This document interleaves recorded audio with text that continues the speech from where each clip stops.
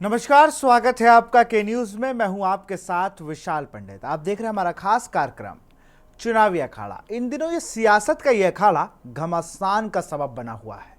मौसम के तल्ख तेवरों के साथ ही सियासत का पारा भी, जैसे पारा हाई चल रहा है वैसे और चढ़ता जा रहा है। फिलहाल हम आज आपके लिए लाए हैं अलग अलग लोकसभा सीटों की ताज़ा और गर्मा गर्म चुनावी चर्चा। इस कार्यक्रम में हम बात करेंगे चुनावी रणनीति, राजनीतिक दलों की चुनौती और जनता जनार्दन की अपने नेताओं से उम्मीदों की। तो देखिए हमारा खास कार्यक्रम चुनावी अखाड़ा।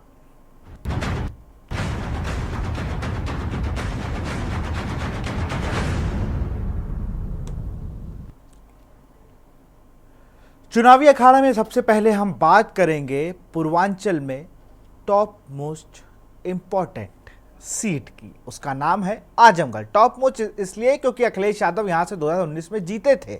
उपचुनाव में दिनेश लाल निरहुआ यहां से जीतते हैं। वो हराते हैं उनके चचेरे भाई धर्मेंद्र यादव को।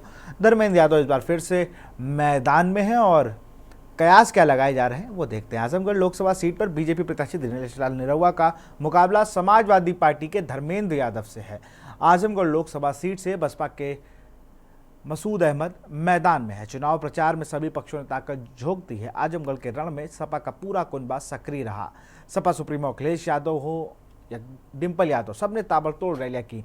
वहीं पीएम मोदी की जनसभा के अलावा सीएम योगी ने भी दिनेश लाल यादव निरहुआ के लिए समर्थन में तूफानी दौरे किए। इस रिपोर्ट को देखिए। आजमगढ़ लोकसभा सीट का रण, बीजेपी को सपा से मिल रही कड़ी टक्कर। दिनेश लाल यादव उर्फ निरहुआ और धर्मेंद्र यादव के बीच मुकाबला। बसपा से किस्मत आजमा रहे मशहूद अहमद। दिनेश लाल निरहुआ के लिए आजमगढ़ चुनौती। 20 में 14 बार जीते यादव। 2022 में महज 8000 वोट के अंतर से हुआ था फैसला। निरहुआ को मोदी योगी का भरोसा। धर्मेंद्र यादव को अखिलेश की इमेज से उम्मीद। गुड्डू जमाली के साथ आने से सपा कार्यकर्ताओं में जोश। मुस्लिम वोट बंटने की कम है संभावना।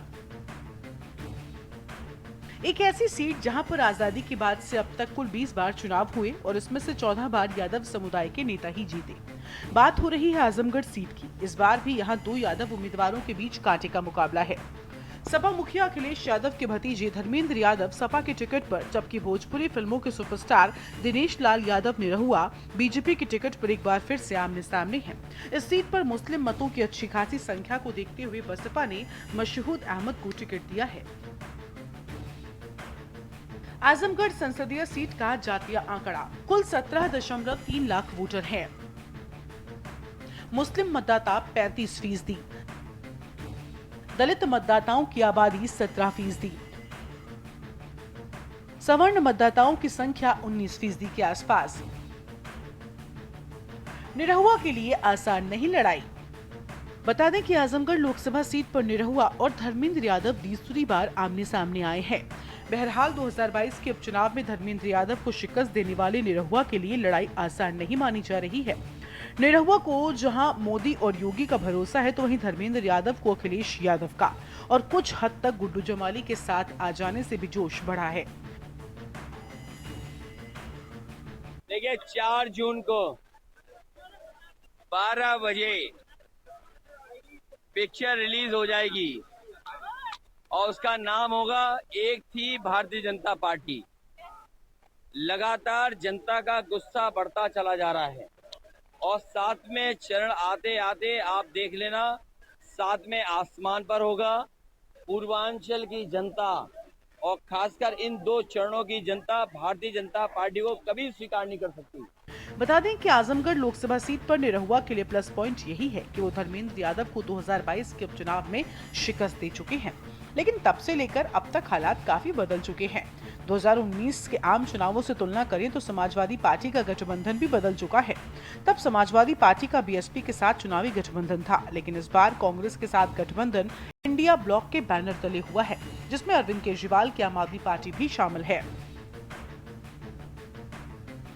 इन्होंने आरक्षण खत्म कर दिया, इन्होंने नौकरियां नहीं दी, जो समय समय पे बुलडोजर लेकर के घूमते थे, उन्होंने जानबूझ करके पेपर लीक कराया। आखिरकार एक भी पेपर लीक कराने वाले की जानकारी नहीं हुई, न उस पर बुलडोजर चला, और जो लोग 400 पार की बात कर रहे थे वो 400 हारने जा रहे हैं। सपा ने की निरहुआ की मजबूत घेराबंदी। बता दें कि दिनेश लाल निरहुआ के लिए समाजवादी पार्टी ने मजबूत घेराबंदी की है, तो वहीं निरहुआ के सपोर्ट में प्रधानमंत्री मोदी ने 2014 में रैली भी की थी। इस बार भी 16 मई को आजमगढ़ पहुंचे थे। वहीं मुख्यमंत्री योगी आदित्यनाथ ताबड़तोड़ रैलियां भी कर रहे हैं और अपने अपने उम्मीदवारों के लिए मोदी योगी से मुकाबले के लिए अखिलेश यादव भी पूरे परिवार के साथ इलाके में जमे हुए हैं। एक सवाल है कि गुड्डू जमाली यानी शाह आलम के बीएसपी छोड़कर अखिलेश यादव के साथ आने से निरहुआ को कितना नुकसान हो सकता है। जवाब खोजने पर पहला सवाल तो यही उठता है कि निरहुआ को चुनाव जीतने में गुड्डू जमाली की मदद मिली थी या बीएसपी के वोट से। वैसे मायावती ने इस बार भी आजमगढ़ से मुस्लिम उम्मीदवार ही खड़ा किया है।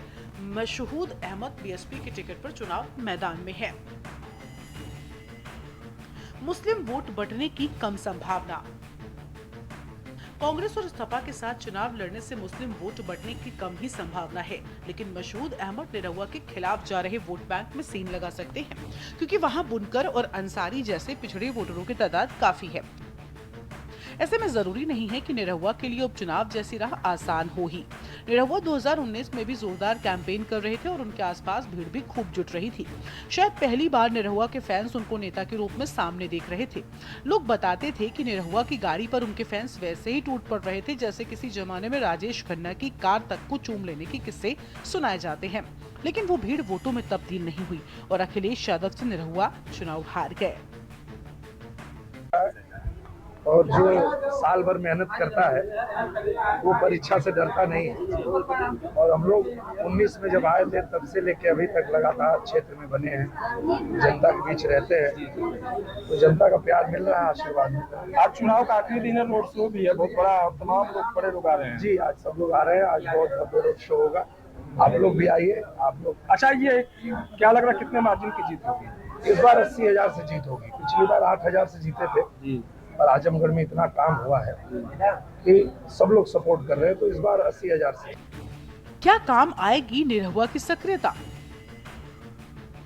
बताते हैं, सांसद बनने के बाद से निरहुआ ने आजमगढ़ में कई फिल्मों की शूटिंग की है और अपने इलाके के कई लोगों को कास्ट भी किया है। इस सिलसिले में हाल ही में एक वाकया काफी चर्चा में रहा।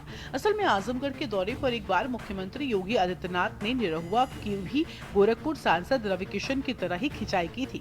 योगी आदित्यनाथ ने कहा कि निरहुआ को बीजेपी से ज्यादा कार्यकर्ताओं को फिल्म में नहीं लेना चाहिए, क्योंकि बहुत सारे कार्यकर्ता फिल्मों में एक्टिंग करने लगेंगे तो आजमगढ़ में बीजेपी का काम कैसे चलेगा। शहमात के खेल में गानों का असर।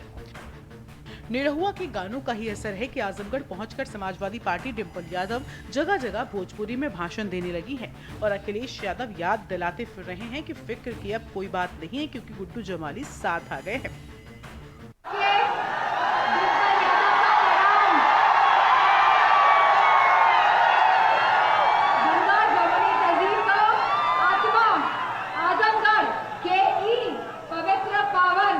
धरती के हम दोनों हाथ जोड़कर नमन करत हुई। ई जवन आजमगढ़ है ना, ई हम समाजवादी के करेजे, ई हम समाजवादी के करेजा में बचल है। एक माटी के कण कण से हमनी के प्यार बाटे और हमनी के मरते दम तक ये प्यार और लगाव ऐसे ही बनल रही। 2017 के चुनाव में सपा और कांग्रेस के कैंपेन में अखिलेश यादव और राहुल गांधी को यूपी के लड़के बोलकर प्रचलित किया जा रहा था। तब मोदी और योगी दोनों नेताओं को शहजादे कहकर संबोधित कर रहे हैं। ठीक वैसे ही जैसे बिहार में तेजस्वी यादव को प्रधानमंत्री नरेंद्र मोदी जंगलराज के युवराज कहकर टारगेट करते हैं, वहीं जवाब में अखिलेश यादव रैलियों में कह रहे हैं इस बार लोकसभा चुनाव में सपा कांग्रेस के यही शहजादे भारतीय जनता पार्टी को शह देंगे और जनता मात देगी। और जो कहते हैं शहजादे, शहजादे कहना थक नहीं रहे हैं। इस बार शहजादे उन्हें शह देने वाले हैं और ऐसी मात देंगे कि आप देखिएगा उनकी गिनती कहां पहुंच जाती है नीचे। बीजेपी उम्मीदवार निरहुआ को निशाना बनाते हुए अखिलेश यादव कटाक्ष करते हैं। ये लोग डबल इंजन सरकार वाले हैं। आजमगढ़ में तो नई तरह का मामला है। यहाँ तो डबल अभिनय वाले लोग हैं, इसलिए उनसे भी सावधान रहना। सभी 5 सीटें सपा के पास।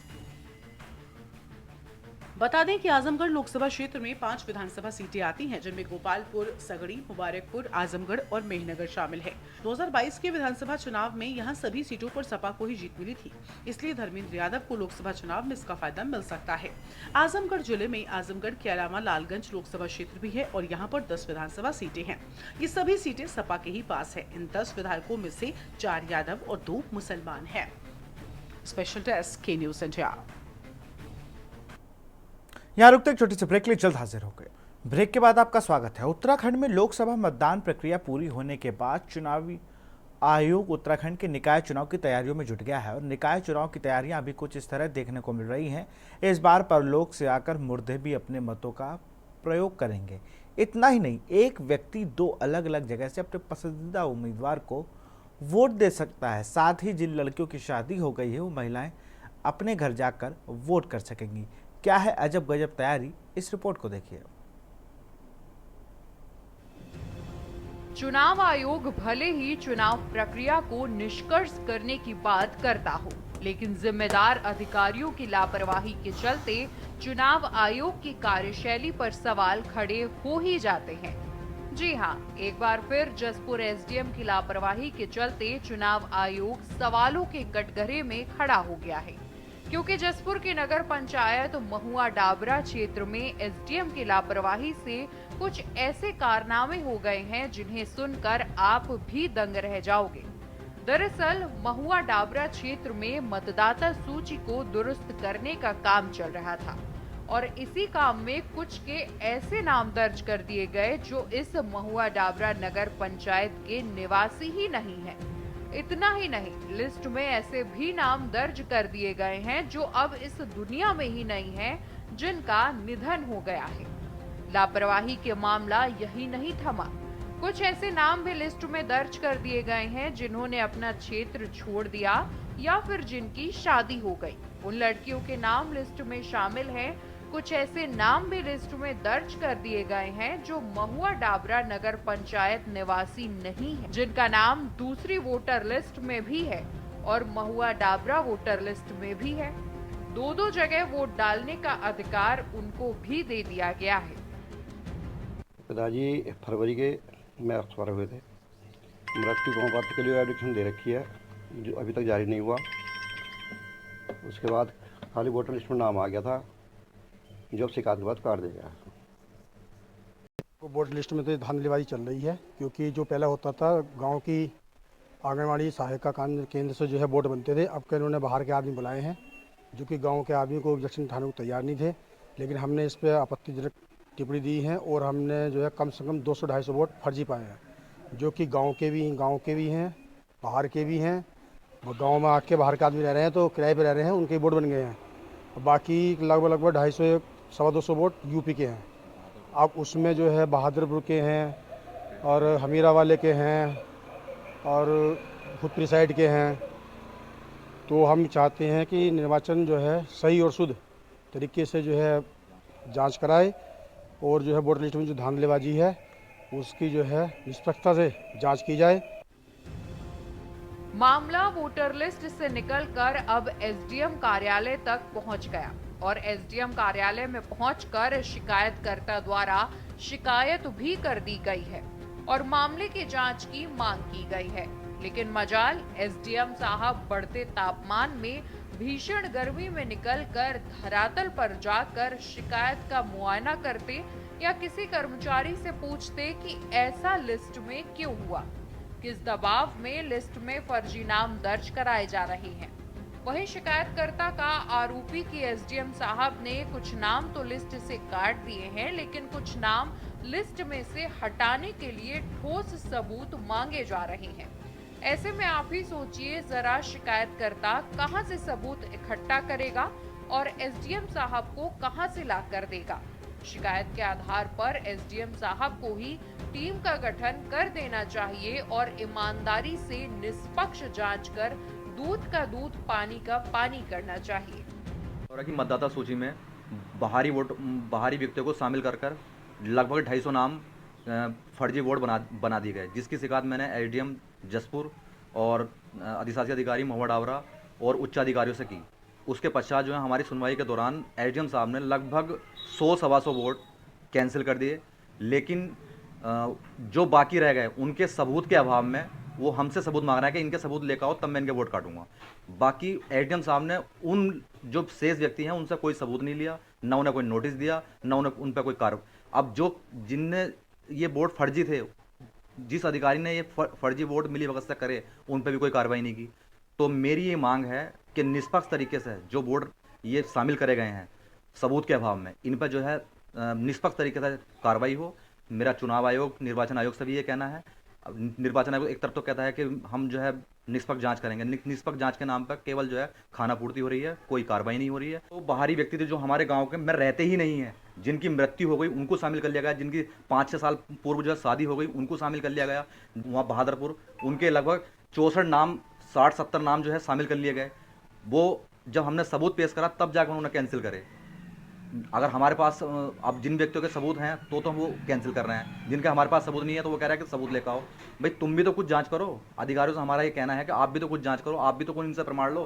भाई जहाँ के रहने वाले हैं, हम एलिगेशन लगा रहे हैं कि बाहरी निवासी हैं, तो उनसे वहाँ की मतदाता सूची नहीं मंगा सकते एसडीएम साहब? जसपुर से कांग्रेस विधायक आदेश चौहान को पूरा मामला सोची समझी साजिश लग रही है। अधिकारियों की लापरवाही की बात करते हुए जसपुर विधायक आदेश चौहान ने कहा कि किसी को लाभ पहुंचाने के लिए अधिकारियों द्वारा फर्जी वोट तैयार किए गए हैं। अगर गलती होती तो 1-2 वोटों में होती, ना कि सैकड़ों की तादाद में। और क्या कुछ कहा विधायक ने, सुनिए उन्हीं की जुबानी। महुआ डाबरे के जो राजनीति में थोड़ी बहुत रुचि रखते हैं वो लोग मेरे पास आए थे और उन्होंने मुझसे शिकायत की कि साहब महुआ डाबरा में फर्जी वोट बने हैं। उनके हिसाब से लगभग 250 वोट फर्जी है।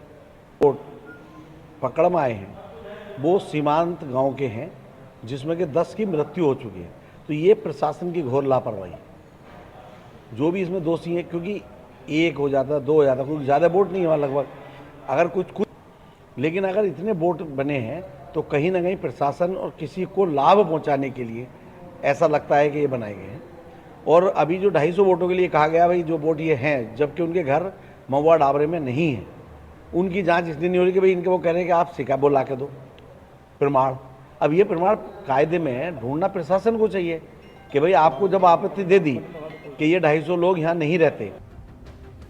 वही नगर पंचायत महुआ डाबरा ईओ शिखा आर्य का कहना है कि महुआ डाबरा नगर पंचायत क्षेत्र की कुछ शिकायत एसडीएम सर के सामने आई थी।